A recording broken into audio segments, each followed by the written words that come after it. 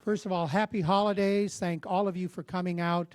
We've got a wonderful attendance here. Usually December's are a little busy, and I see a lot of new faces out there, so that's even better. We're happy to have you here. I think many of you have been here before, but for those who have not, our format is very simple. After a few introductions, our speakers will give a presentation. They'll talk for about 30 minutes or so, and then we go into what we call table talk. And at table talk, the most important thing is everyone should introduce yourself. Part of a City Club is to meet new friends and to share your ideas and learn from your friends at the table. So introduce yourself and then discuss today's program. And then after about 5 to 10 minutes, then we want you to come up and formulate a question. Appoint one person at your table to ask that question, and then Larry Brame will be wandering around with the microphone, and raise your hand. He'll hand you the phone, and you can ask your question. We're going to try to be out of here by 1 o'clock if you have other programs. We want to thank all of our sponsors. Please look at the standing posters here. The reason that we're able to have City Club, the reason that we're able to keep our prices where they are is because of the generous support of these sponsors. We also want to thank our members for coming. If any of you, anyone can come to City Club, whether you're a member or not, but if you're a member, you get a few extra perks, a little discount in your lunch, you're on our mailing list, so please go to cityclubmissoula.com and consider signing up to be a member. I'd like to introduce some special guests we have here today. We're very happy to have President Seth Bodner from the University of Montana. Seth, if you would stand up.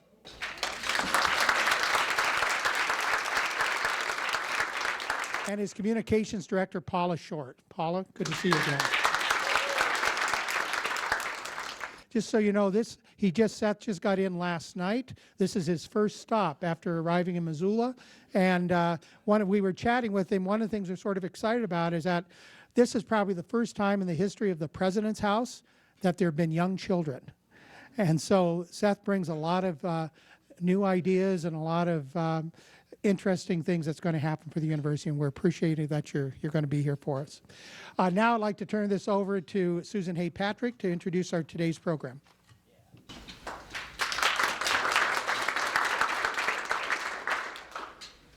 Thanks, Jim. Thank you all for being here today. Air service and air travel in Missoula is always a really hot topic. I'm sure if I asked this audience, do you have a air travel frustration story, every hand would go up, which is why I'm not going to do that. My own personal policy is to only tell air travel stories if fire or loss of life is involved. So we have a lot going on with air service improvements and improvements to our wonderful airport. Take Flight Missoula, that you'll hear about today, is a new effort to improve air service to Missoula, and this coincides with considerable improvements to our airport. And here to bring us up to speed are 4 people extraordinarily well qualified to do that. Beth Burman Frazee with Windfall Communications, who is the director of Take Flight Missoula. Cris Jensen, director of Missoula International Airport. Cris Martison with A&E Architects, the lead architect on the airport improvements. And Barb Neilan, executive director of Destination Missoula, which is a major investor in Take Flight Missoula. So I believe Barb is our lead-off panelist. Do you all want to come up here? Yes, you do.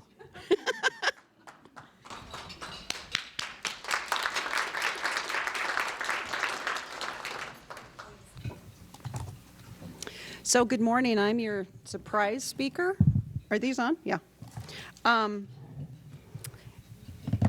I was asked to do this kind of last minute, and the reason that I was simply to be able to tell you 2 things. Number one, how tourism ties into our air guarantee programs and why we think it's such an important thing, and a little bit about how we decide on and work with the airport on finding new markets that are places that we should be trying to get air service into.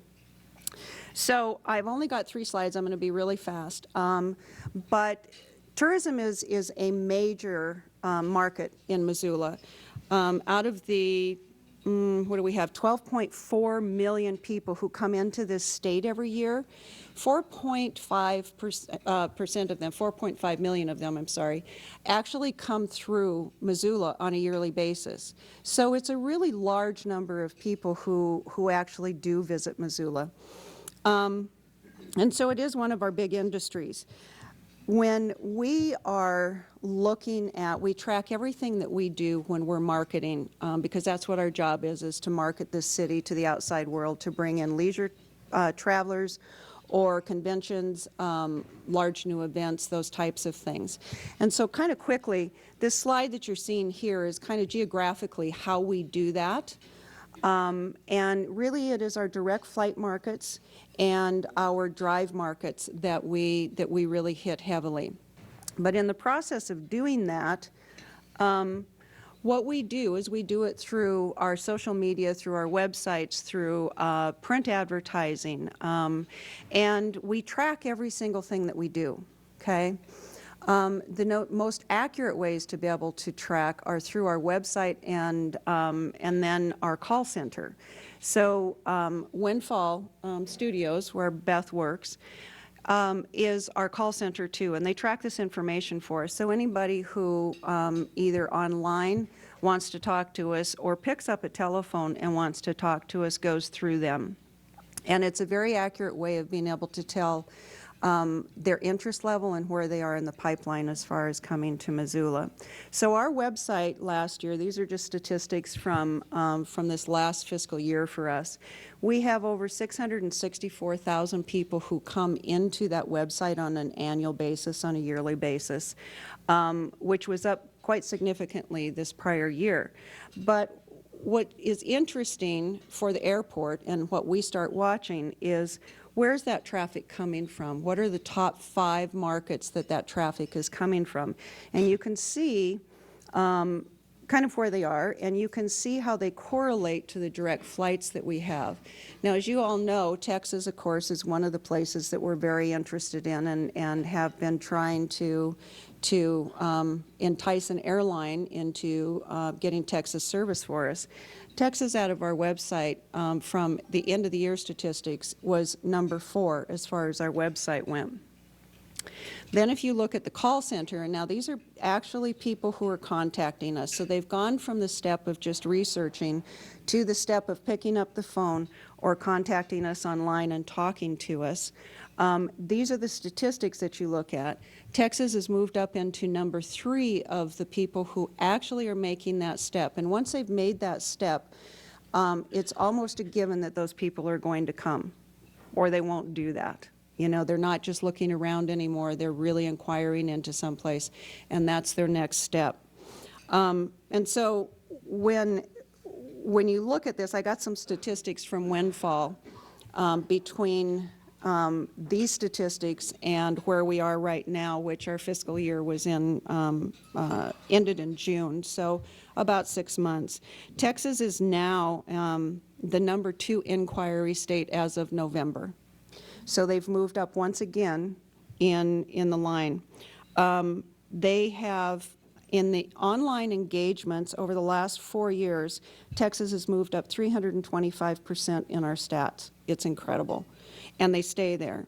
Both Dallas and Houston are markets that are engaging heavily with us on an ongoing basis.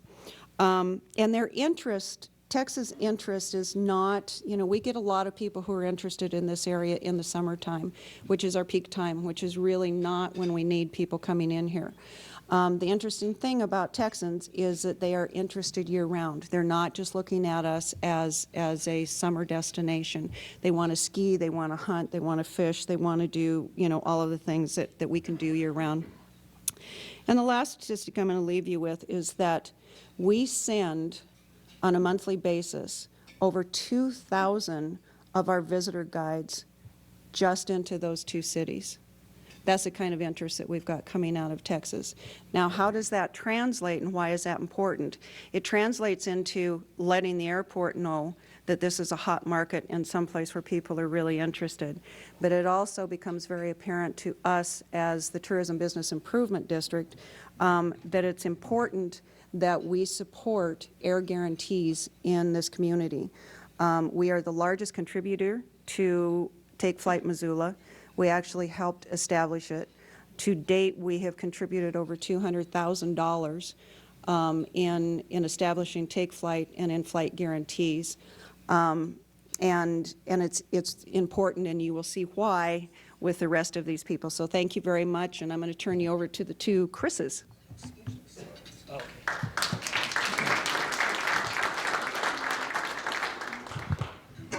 Thanks, Barb.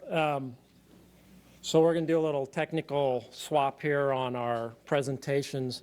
I would just say, wouldn't it be great if we had service to Texas? Apparently there's a lot of people there that want to come here, and maybe vice versa after today when it's 19 degrees out or something like that. So my role in this presentation today is going to be two-part.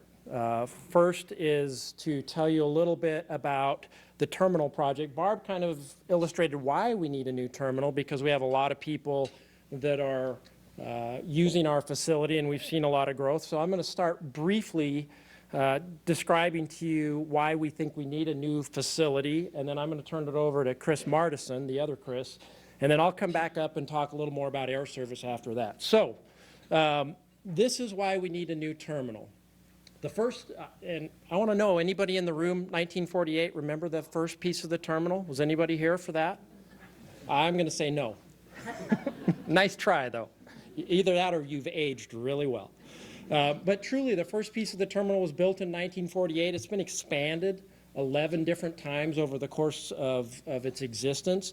You think back to 1948, none of us had cell phones, none of us had anything to plug into the wall, Wi-Fi didn't exist, we have antiquated electrical and HVAC systems. I was just telling Cris before we got here that I'm literally sitting on a space heater. I don't mean it's like under my chair, I mean I'm sitting on it in my office to try to keep warm right now. And of course it was designed before and built before 9/11, so everything changed after 9/11. All of our concessions are in the wrong side of the operation now. People don't really want to go to the restaurant or the gift shop until after they get through security because they're worried about getting to their flight or what they can take through security. So there's a lot of challenges to it. Obviously also, you all know this, our community has been growing. Just since 2000, we're up about 69% in total passengers. So that's substantial growth. We went from 4 nonstop destinations back then to about 12, soon to be 13, so considerable growth. And then finally, the thing you think about that's also changed in that time from 1948 today is that's what the airplanes looked like back in 1948. DC-3 was kind of the standard aircraft at the time. Held about 17 people or so, depending on how it was configured. And so think about where we are today. We've gone from that to mainline aircraft to regional jets, now back to mainline aircraft. But the numbers have gone from maybe 17 to now where we have flights that are up to 220 passengers on a single airplane. So those are the types of things that are driving this need to modernize our facility, if you will. And so I'm excited today that we get to present this plan to you. I think some of you may have seen it, but this will be the most comprehensive look that we've given to the public now. And so I'm happy to introduce Cris Martison, who is our lead architect. I might also point out that Morrison Merrily is here in the room, and they're our lead engineering firm on the team. And so I'm going to turn it over to Cris, then I'll be back up in a little bit to talk about air service. Thanks, Cris.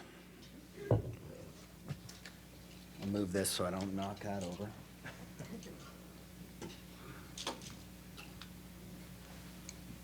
Well, thanks, everyone. I just want to preface this conversation a little bit about kind of some of the imagery you're going to see.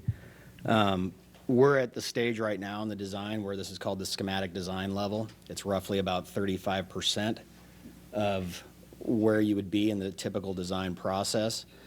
So what we've done to date has been working with the airport for the last 7 months to determine what all the needs are and really start to set the stage and understand what the guiding principles are that'll start to shape what this airport looks like. So with the guiding principles, we worked with the airport to really define what this airport means to Missoula and what its purpose is for. And first and foremost, it's for the traveling public and the community. This building needs to respond to how people get out of town and also get in. We also understand it's the first touch point that people have with Missoula. Secondly, intuitive wayfinding. I think we all can go out there, and those who've lived in Missoula long enough have known that screening did start in the middle of the building, and then they built an addition for screening. So after you leave ticketing, you're kind of wondering where to go. And then once you're through ticketing, you can either take an elevator, which you may not know is there, then you walk up to the glacial lake level and find your way out to the holding room. So it's a little cumbersome, and I think when you get off a plane, you're struggling with the same thing. So intuitive wayfinding is a big item. Flexibility. We all know with what Missoula is experiencing and Montana is that we're in a total state of growth. These airports need to be able to respond to the community. It needs to respond to the need for flight. And how do you do that in an airport that's occupied? So being able to grow while you continue to provide air service is key. And we spent a lot of time, at the beginning of this process determining that the existing building couldn't be expanded upon without taking down 3 to 4 gates.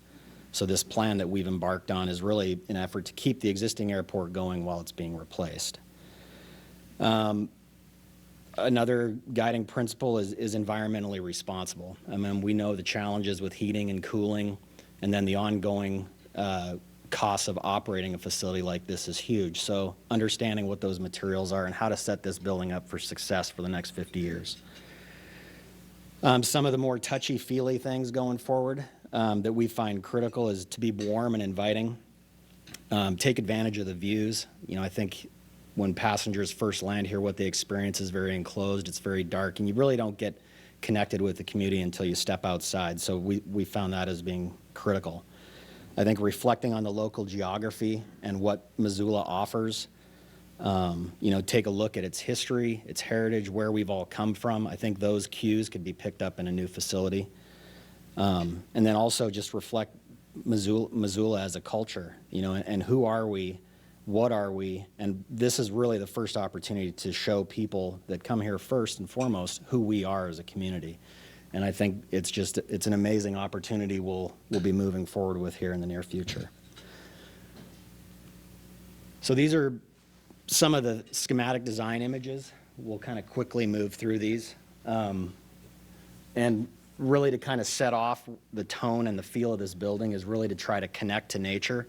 This would be the whole north side of the terminal now, which you see is actually the kind of the large brick arch. The idea with all this glazing is to provide that connection to the sky and to the mountains and really provide a lot of daylight. So during the daytime, use of artificial light would be potentially not required.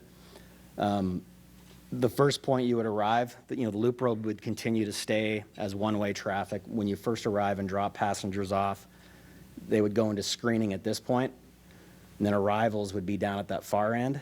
But the idea is here to kind of provide a protected entry. You'd go right into screening, and then you'd come over to the escalators to go upstairs into screening. This would be the view from the parking lot. I don't think the parking lot will ever have one BMW in it, but it's more to kind of get a good sense of the scale of this facility. It's roughly about 400 feet across the front, but even in this kind of dusk view, you really get a sense of the warmth and the glow when you first pull in off the highway. You can see the escalators that go up and down, up into the screen. So you're already getting a sense of where you need to go once you go to screening.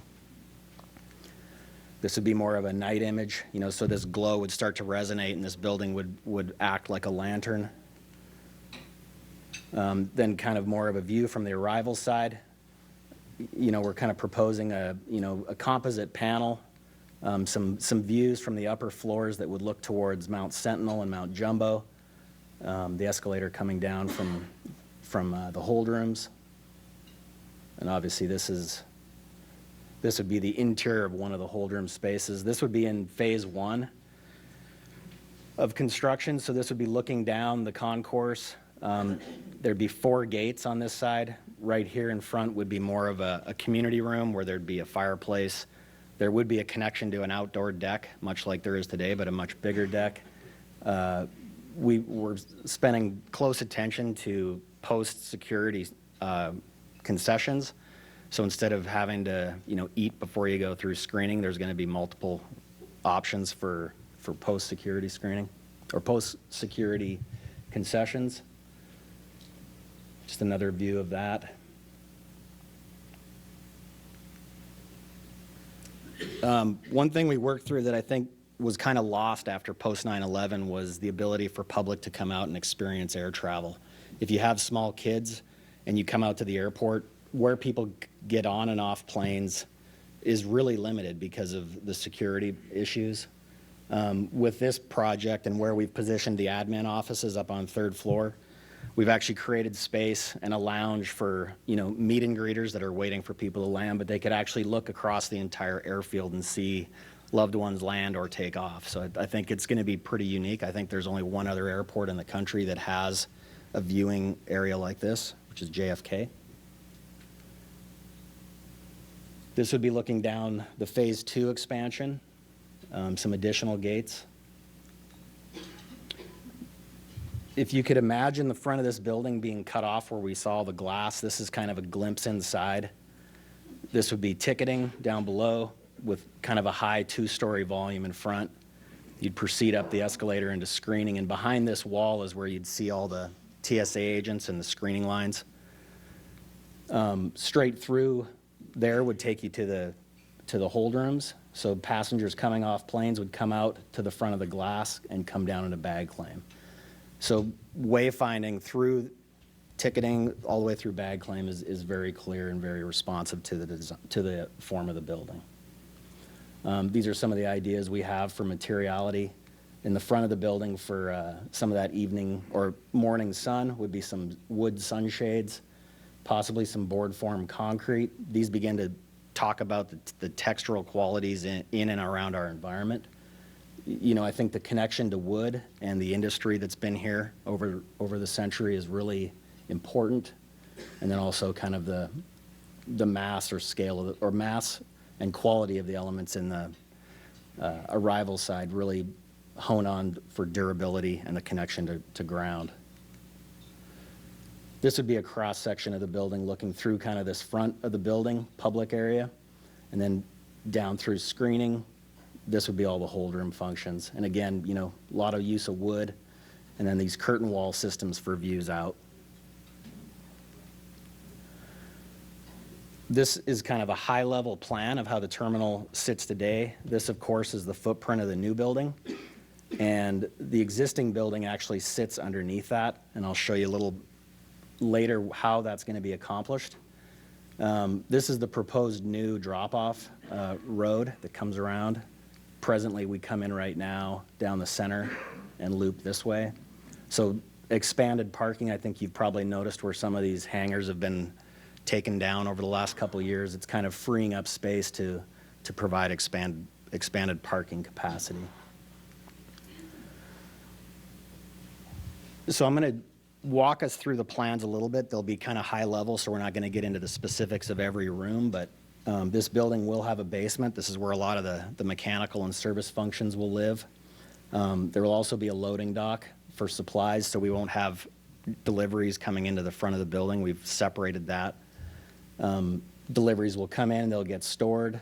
Maintenance lives in the basement, and then this is all unexcavated basement for future expansion. So as their needs continue to grow, they'll be able to expand. The main floor of the building, again, so this is the north side, so this is the views to Snow Bowl and the North Mountains. Obviously, west is over here. So when you come in from the west, you would drop off passengers here. They would come into the ticketing area. These are your 2 escalators that would feed to the upper levels. You'd have a public bank of restrooms and elevator access right next to ticketing. Bag claim you'd come down the escalator to the east, and this would be your bag claim area. Much larger capacity, larger carousels, and then your rental car office is off to the west. This is all basically airport operations behind. The airlines would have their own spaces, and then all the inline baggage screening would happen right behind the ticketing lines. So right now, you see all the screening equipment sitting out in front of the ticketing areas. That'll all be behind the scenes. So you won't have to walk your bag to an oversized belt or walk it through the scanner. It'll be pretty clean and pretty streamlined. And then this is the footprint of the upper floor above. So this is actually just operational space underneath the hold rooms. So bags will actually get screened and they'll be picked up by the tugs to take the aircraft underneath that expansion. The upper floor, and I'll mention the yellow area here is the non-secure area. So once you come up from ticketing, you queue up in the screening area. We currently show 4 screening lines, and that is enough room. I think there'll be 3 screening lines when they first open, but it'll be able to expand without having to change the building into 4. But there'll be, 4 screening lines. Once you come through screening, there's a composure area. Once you come through the composure area, you'd be opened up to, kind of the deck, this lounge area. And this area right here is a space you could wait for your aircraft and actually see down both concourses when your aircraft are boarding. Large banks of public restrooms on both sides, so the ability to use the restroom before or after is going to happen. They're large restrooms. These become the gates for the aircraft. This dashed red line kind of designates where Phase 1 and Phase 2 would start and stop. With the completion of Phase 1, this is almost 2.5 times the size of the existing terminal. So that kind of gives you a sense of how big just these 4 gates will actually be. So we're trying to size this facility for the future, and as we continue to expand, the services that this terminal will house will not need to be expanded. This would be the Phase 2 concourse, which would pick up the additional gates. And then the admin level, this is the yellow public space where public could come out and view out to the airfield, and then these become the admin offices. And I'll quickly show how we'll accomplish this while this terminal is being occupied. This is a pretty simple diagram. So the first thing we will be working on this summer is the design of relocating screening. So screening right now lives in this addition off to the west, and we'll actually be relocating it back to the center of the building, so much like it was before they built this. That would allow us to tear down the screening facility. It would allow us to continue to use the existing ticketing area and then also the upper hold rooms. So we will be functioning out of the existing terminal much like it is today without having to go through screening. We'll reverse some traffic through the carousels going up and down. So it'll feel probably a little more congested, but it's about the easiest way we can accomplish this size of the addition. And please note, this is just in a simplified form. It's not to resemble what the building's going to actually look like. So we'll build the new terminal.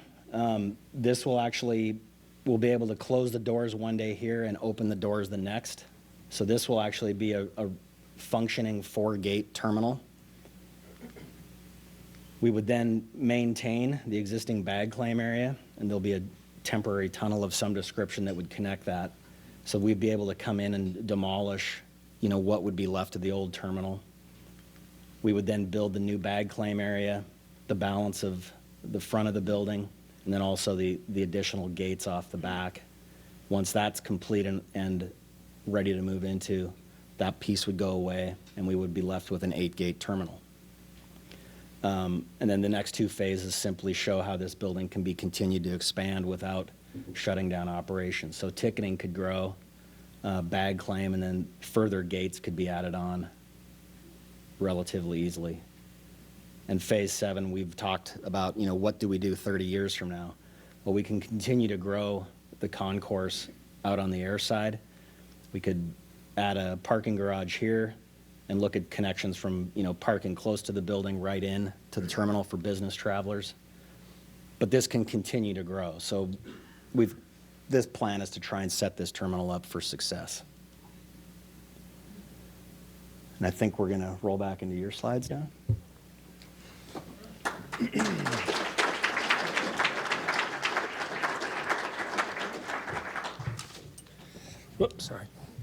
All right, so quick transition back to the air service discussion now. And so, first of all, I'd like to say that it's highly appropriate that you're all here today because air service development is no longer an airport function. It's really a community function, and that's why you have people like Barb and Missoula Economic Partnership and the Chamber and others that are involved in air service development nowadays because the airlines already assume there's an airport here. What they don't know is how the community is going to support new air service. And so really that's what this is all about today. So why do we do air service development? Well, because all of you demand it, whether it's your business or your pleasure or whatever it might be.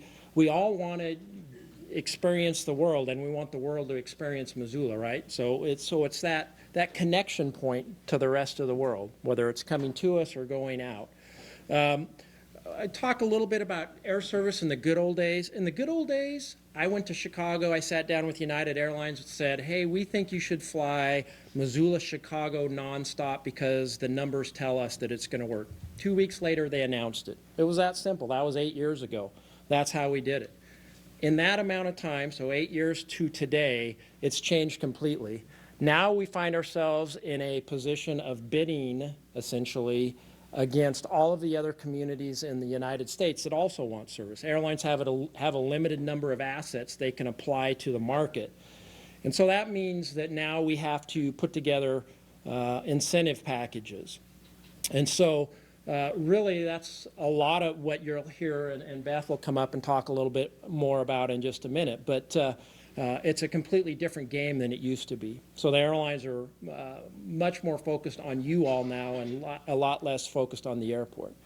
They want to know that the communities have skin in the game, so they want to share the financial risk, if you will. They do that through a number of different programs, revenue guarantees, which is something that we're working on, fee waivers, which is what the airport grants, landing fees, travel banks, and marketing support.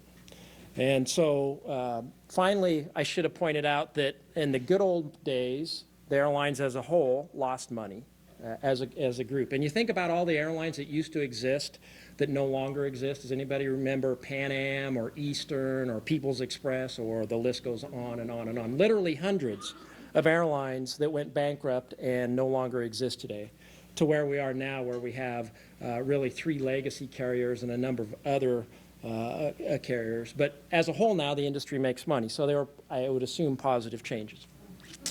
So these are just some quick slides, just kind of give you a kind of overview of air service here in Missoula. What you can see is that our enplanement, so that's a passenger getting on an airplane. So you can assume that there's a like number that we're getting off the airplane. Typically, the numbers are very similar. But we're up about 8.6% in our last full year, so in 2016. That was the fastest growing airport in the state at 8.6%.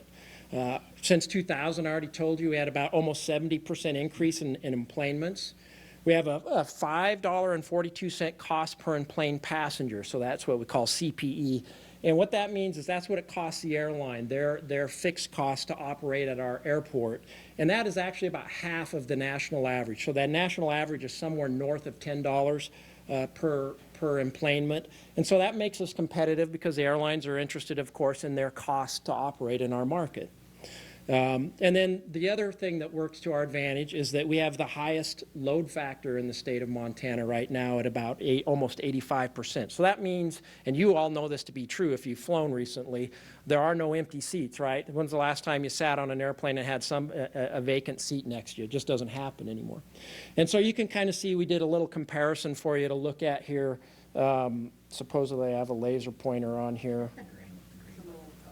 The green button. Yeah, so this is what happens. The colorblind guy, he tells me the green button. We're not letting Cris pick finishes on that. So we have, this is just a little comparison, Missoula, Bozeman, Billings. And so Missoula is the dark blue, right? Yep. Bar here. And so you can see in every case except for one, we have the highest load factors in the state. So again, those are things that help us when we're talking to airlines about additional service.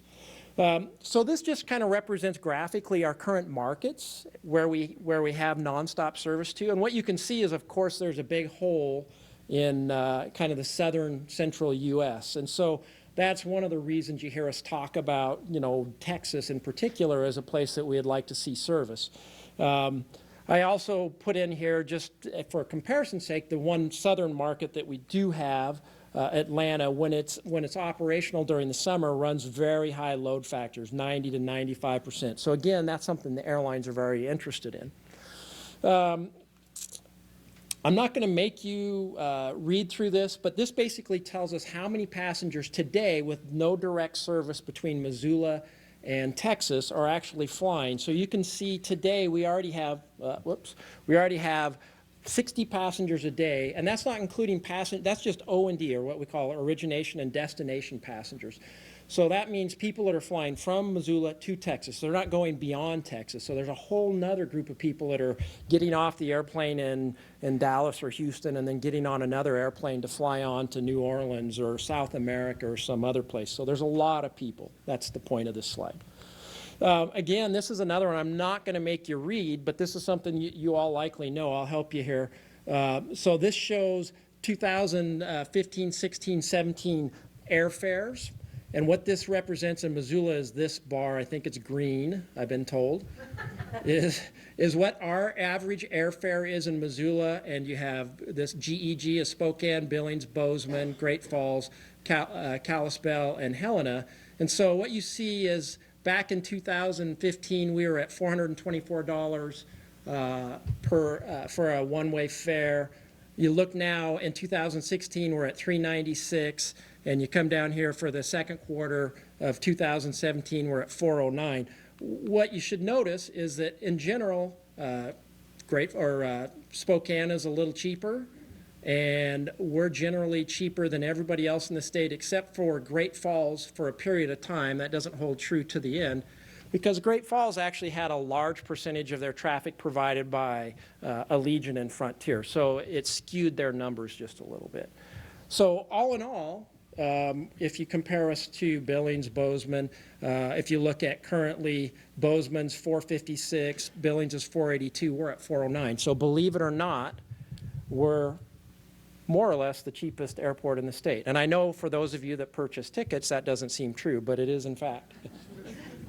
And I should point out these numbers come from the Department of Transportation, so it's not something that we at the airport generate. It's actually the federal government through their statistical collection. Another quick painful slide to look at, but I'll read it for you.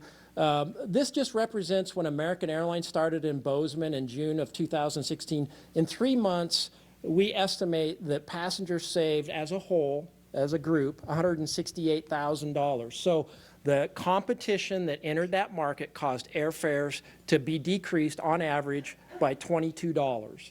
So when you multiply that $22 by the total number of passengers, you come up with that number. So competition in the market absolutely has an impact on the fares that we all pay. The same can be said of when Delta started service to Seattle. So now we had competition between Alaska and Delta flying to Seattle for a period of time. In a similar 6-month period, we saw airfares drop by $15. So multiplying that $15 by the total number of passengers, $227,000 in actual fare savings. So competition is how we get those fares even lower. And so in order to get competition, obviously, we need help to get additional air carriers into our market. So, having said that, we have some big news that we want to share with you today. One is, obviously, we've already alluded to the launch of Take Flight Missoula, and Beth will come up and tell you a little more about that. So that's very exciting. We had a great kickoff event a couple of weeks ago out at the airport. Hopefully some of you are able to attend. It was a lot of fun. We also wanted you to know, if you haven't heard, that United announced new nonstop service to Los Angeles. So we know there's also, in addition, and Barb, I think, pointed it out a little bit in her presentation, that we also have a natural connection between California and Montana, and a lot of second homes here, and a lot of people in the summer that want to come here to vacation, and a lot of us in the winter that want to go there and get out of the cold. And then finally, I wanted to share with you that on December 18th, I believe that's next Tuesday, at 10 o'clock at the airport. We're going to have a press conference with an exciting announcement about new air service. And you might be able to guess what it was if you looked at one of those slides back there in the past, but whoops. But I'm not saying anything. So you didn't hear that from me. All right. So with that, I'm going to turn it over to Beth. Okay. Thank you.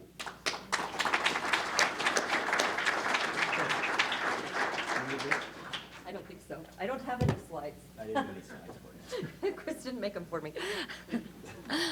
Well, thank you, everybody, for having us. Susan, how much time do I have? About 5 minutes. All right, so we'll just get to it. They always put the girl who's constantly asking for money last, so you can run, but you can't hide. I thought that was really, really cool to see the renderings, kind of a sneak peek for all of us. Also, thank you, A&E, because they were one of our first big contributors.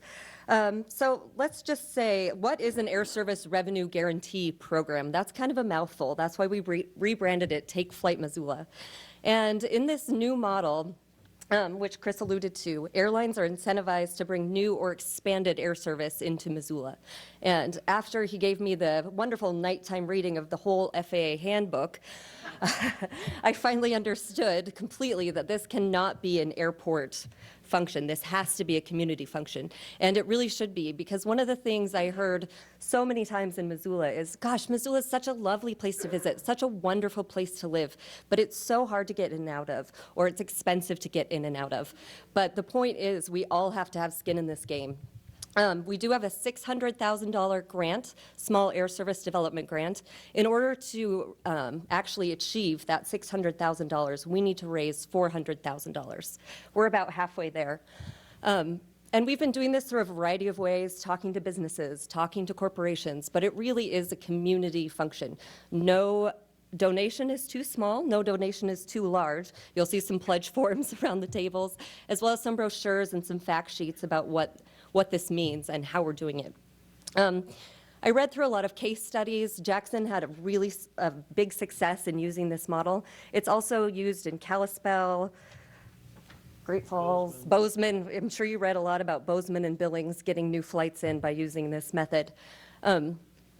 But the best way that I can describe it is that we sort of have a pot of money sitting there that has to be sustainable. So this isn't just a one-time thing. We're hoping to not have to use all of this money, or even it should be replenished, so that when we're negotiating with a new airline, we say, come into Missoula.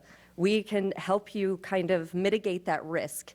And usually, as we mentioned, that the seats are always full, so it's not something we're not just handing out blank checks to airlines. It's important to note. So how can you help? You can donate directly to Take Flight Missoula. If you work for a company that travels often, you might consider what 1% of your travel budget is. I'm looking over at my former University of Montana colleagues. I think this is an important thing for recruitment of students. I think it's a very important thing for leisure travelers. As you heard from Barb, that's a huge part of our economy, getting people in and out of Missoula. I think it's also very important for Missoula from an economic standpoint. And that's why I want to also mention our third stakeholder in this effort, which is Missoula Economic Partnership. So with that, I'm going to turn it over to the tables to formulate some questions. Thanks.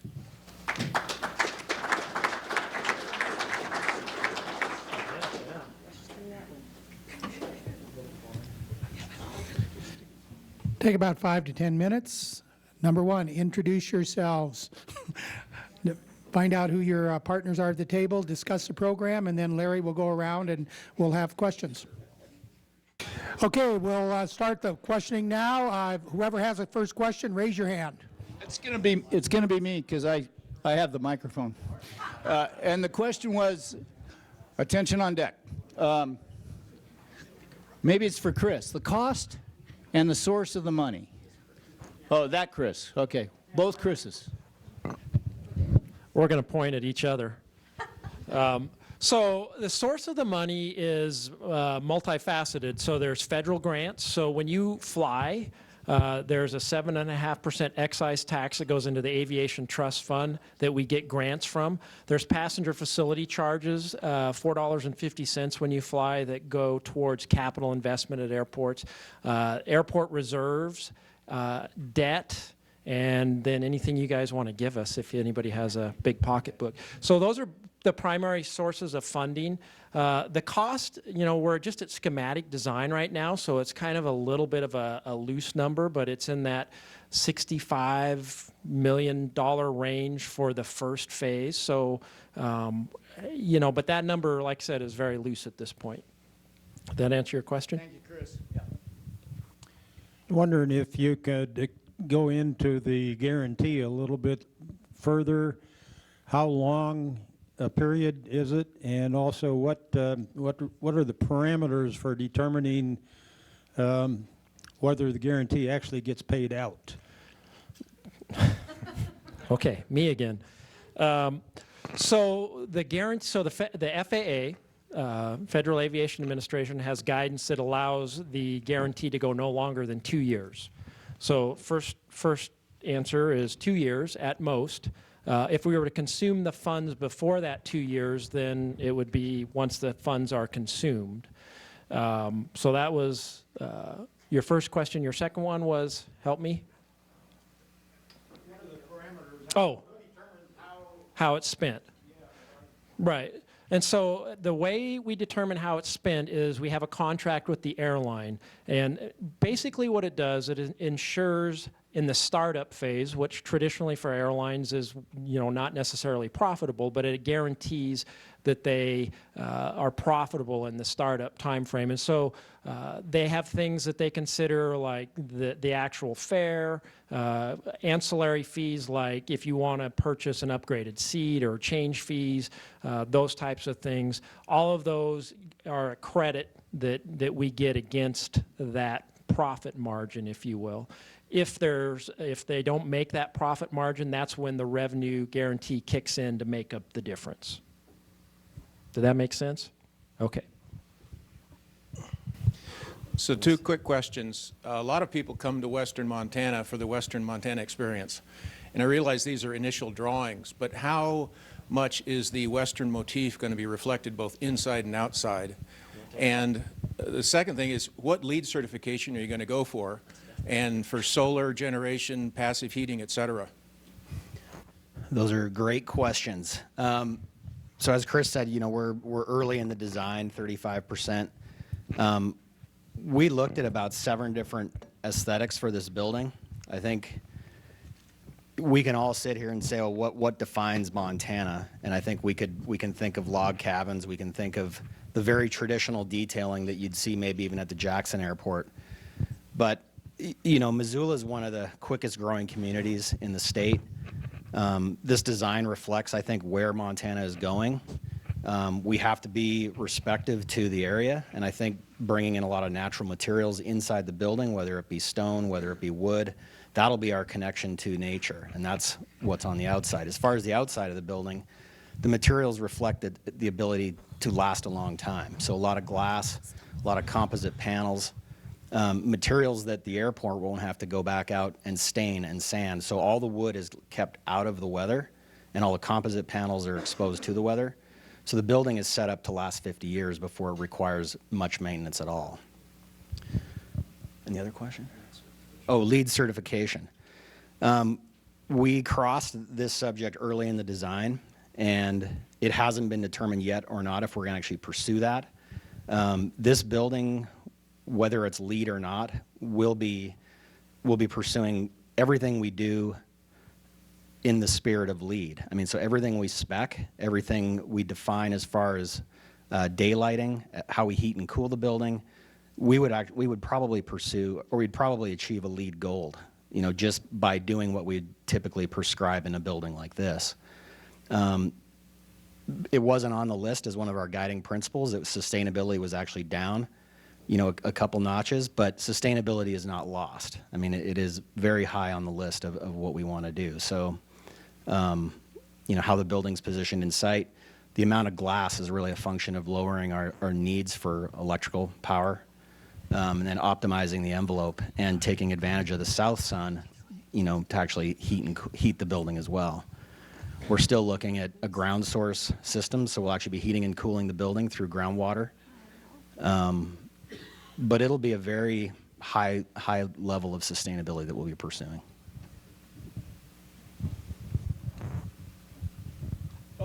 So the new guy. The new guy gets voluntold. Can everyone? Oh, okay. Yeah. For recording. It's recorded for. Okay. Great. Is this on? Okay. All right. Good. I think one of the discussions around our table was the marketing efforts that go into generating interest in markets. I personally appreciated seeing the interest in various states. One of the things we were interested in is the yield of marketing efforts in different marketplaces. Having recently moved from Chicago, in fact, in the last 12 hours, moved from Chicago to Missoula, and I might be Montana's newest resident in the room. And but I've traveled quite a bit, and I have seen a lot of marketing for Montana. But frankly, most of that marketing has been centered around Bozeman. And I'm interested on, our thoughts or your thoughts on marketing efforts, the yield of those efforts, and how that fits into to this. Thanks. Well, I guess I'll try and answer that one. So tourism promotions in our state are set up from the state level down. And so you have the State Tourism Office, which is under the Department of Commerce, and then you go down to, we're broken up into 6 major regions across the state, which are major areas. We are in Glacier Country, and Glacier Country runs all the way from the Canadian border down to the Idaho border. It is massive. And then you run down to each city has their own DMO or CVB, as they traditionally are called. We each have different purposes and different marketing efforts that we do. The state's is to bring people into the state. The region is to draw them to a specific part of the state. And then we as CVBs, we have 3 of them in our region. It's ourselves, Missoula, Whitefish, and Kalispell. And ours is to bring them into our city or into our area. So it's a little bit hard to answer your total question, Seth, because the state, as they're marketing, they use kind of our key jewels, right? So it's Yellowstone and Glacier are the 2 big keys that they market to and market out in the world, because that's what people know. The idea is that once they come into the state, that then we can start moving them across the state. And so, we work very hard. That's why when you see some of the slides that I was showing you, although we do things nationally, we really try and work within the flight markets that we know that we have, or trying to go into areas that we know we're getting a lot of interest from and expand those.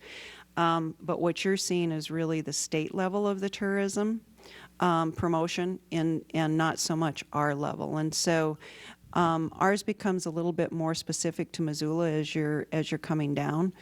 But of course, we also don't have the monetary values to be able to do the really large splashes that you're seeing. So we try and be very niche about how we're doing it in the markets that we're going after. I don't know if that answered your question at all. As Paula and I sit here, this is something I'd love that conversation. Yeah, I would too. I would too. I think Beth, you made a good Yes. point. I agree with you. This is an important Yeah. conversation for the university. Yes. Thank you. You're welcome. We even have a reporter from The Guardian spending 3 days here, right? Yeah, so what Beth is referring to is that we actually right now have, we have a woman from The Guardian in the UK who is doing a 6-part series for The Guardian, and it is on the 10 coolest small towns or cities in the United States. And Missoula, Montana, of course, why wouldn't it be, is one of those cities. And so we're now, we're hosting her for the next 3 days and taking her around and showing her everything that is absolutely amazing about this community. So, we get those kinds of opportunities all of the time. And it's a really cost-effective way for us to be able to reach out to the greater world is by bringing them in here and really showing them what we have. Okay, thank you. Another question right here. What does the model look like to ensure that all 8 gates are going to be covered for 12 months out of the year, and it's not going to be like Frontier, comes in for 6 months and is gone for 6 months, because that really impacts the fare. So that's my first question. What does that model look like? And then the second question is a little different. How many jobs will this bring in the next 5 years, this specific airport expansion? All right, so I'll start with the gates being covered. And so what you need to know is we tend to be a seasonal market, number one. So there's a lot more people that want to come to Montana in the summertime. And so that's why you see certain flights like Atlanta that are seasonal. In addition to that, the airlines traditionally might come into a market year-round in the good old days that we talked about, but in the more recent past, what they now do is they'll start out with something that's either seasonal or less than daily, and then hopefully the numbers are there to support it, and they'll expand it into the shoulder seasons, or they'll expand it into year-round service. And so if you look at Frontier specifically, when they started out, they started with 3 months of service, and now we're running somewhere around 9 months of service. And so, we'd like it to be year-round, and we think the numbers are good, but it's one of those ongoing conversations that we have. Another example, when Alaska came in with Portland service, that started out as summer seasonal as well, and now it's year-round daily service. And so what we hope happens is that whatever new service we get that starts out seasonal, it ultimately develops into year-round. So that was the first part. The second part, help me again? Oh, jobs. So, jobs, there's certainly going to be a lot of construction jobs. This is obviously a large construction project. I don't know if Cris has a good handle on, or Sean might, the total number of construction jobs, but it will be substantial. The construction time frame we're not talking months, we're talking, a couple of years. So it'll be, those jobs will expand out through at least 2 years, maybe a little longer than that. There'll be all the trades and all the subs involved that will employ people. When it's all said and done, the opportunity to expand the airport, whether it's airlines or concessions and things, will also contribute to that. And so I don't know that I can give you a hard, fast number right now, but I would tell you that there will certainly be jobs generated by the project. And it's a good question. It's probably one we need to spend a little bit of time on and try to actually get a number. So we'll get that.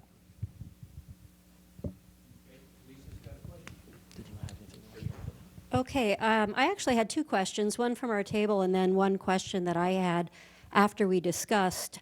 And the first question from our table is, how will this expansion project impact getting new airlines or expanded airline capacity such as Southwest to Missoula? That's the first question.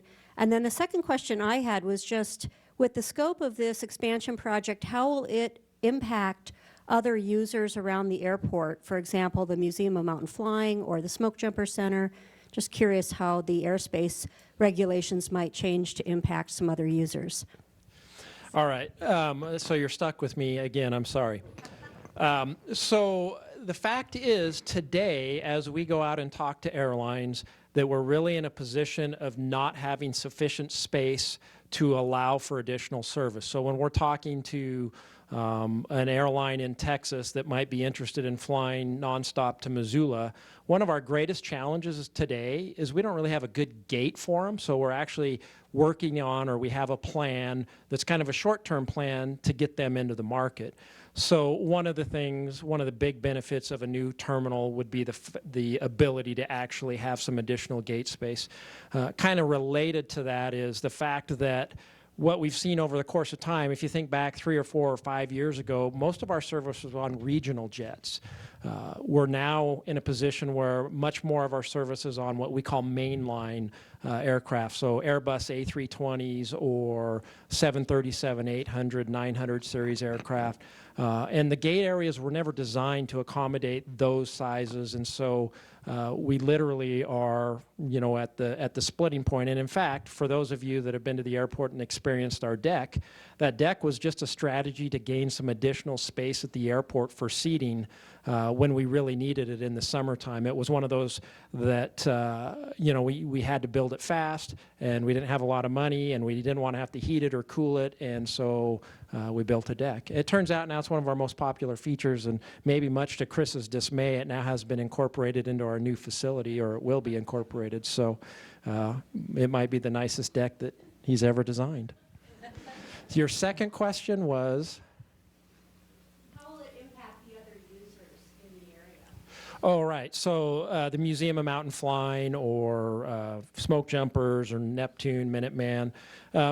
So I would hope it would affect them in a positive way. I mean, it's going to be, again, the front door to our community. We have a lot of people that fly in to the airport. We'll actually have an event in the spring, the Aircraft Owners and Pilots Association, that'll bring in, a couple thousand people probably, and having a nice new modern, intuitive, convenient, pleasant experience will make people want to come more to the airport. And part of coming to the airport is that experience. It's the Museum of Mountain Flying, or it's a Smoke Jumper Center, or it's Neptune or Minuteman. And so they're all part of our comprehensive master plan. So when we think about, how we're making changes to the airport, we certainly do look at how it will impact them.